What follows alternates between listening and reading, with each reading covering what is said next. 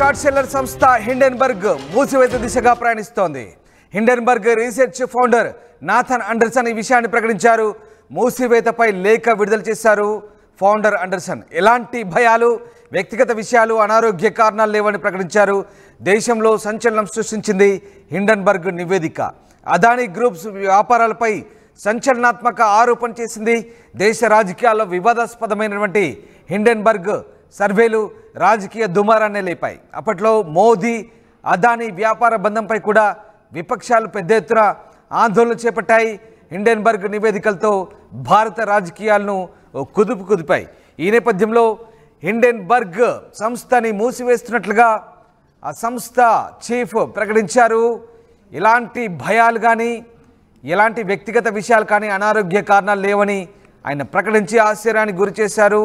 Founder Anderson మూసివేత లేఖ విడుదలపై ప్రస్తుతం ఆసక్తికర చర్చ అయితే సాగుతోంది. ఇప్పటికే భారత రాజకీయాల్లో హిండెన్బర్గ్ సృష్టించిన ప్రకంపనలు అంతా ఇంత కాదు. హిండెన్బర్గ్ నివేదికల ఆధారంగా ముఖ్యంగా అదానీ గ్రూప్ వ్యవహారంలో, దాంతోపాటు ఇంకా మోదీ ప్రభుత్వం సంబంధించి అనేక ఆర్థిక వ్యవహారాల గురించి 2017లో హిండెన్బర్గ్ను స్థాపించారు అండర్సన్. 2023 సంవత్సరం ప్రారంభంలో హిండెన్బర్గ్ రీసెర్చ్ అదానీ గ్రూప్కు షాక్ ఇచ్చింది. ప్రపంచంలోనే అత్యంత సంపన్నుడిగా 2వ స్థానంలో నిలిచిన గౌతమ్ అదానీ ఈ నివేదిక తర్వాత ఒక్కసారిగా తన సంపదను కోల్పోయాడు. అదానీ గ్రూప్ తమ కంపెనీల షేర్ల ధరలను కృత్రిమంగా పెంచడంతో పాటు అనేక అక్రమాలకు పాల్పడిందంటూ హిండెన్బర్గ్లో ఆరోపణలు వెల్లువెత్తాయి. దీంతో నిలువున దూసుకుపోతున్న అదానీ షేర్లు అదే బాటలో పతనమయ్యాయి. ఇన్వెస్టర్లు లక్షల కోట్ల రూపాయలను కోల్పోయారు. ప్రస్తుతం ఈ కేసు కోర్టులో పెండింగ్లో ఉంది. సెబీ విచారణ పూర్తి చేయాల్సి ఉంది.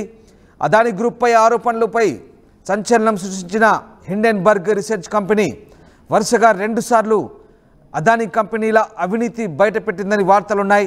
స్టాక్స్ మ్యానిపులేషన్, అకౌంటింగ్ మోసాలు చేశారని, దానివల్ల $1 బిలియన్ నష్టం వాటిల్లిందంటూ అదానీపై నేరారోపణ చేసింది. అదానీ వెనుక బలమైన శక్తులున్నాయని, వారే అతన్ని కాపాడుతున్నారంటూ చెప్పుకొచ్చింది. అప్పట్లో అది పెద్ద సంచలనంగా మారింది. ఒక్కసారిగా అదానీ కంపెనీల మూలాలన్నీ కదిలాయి.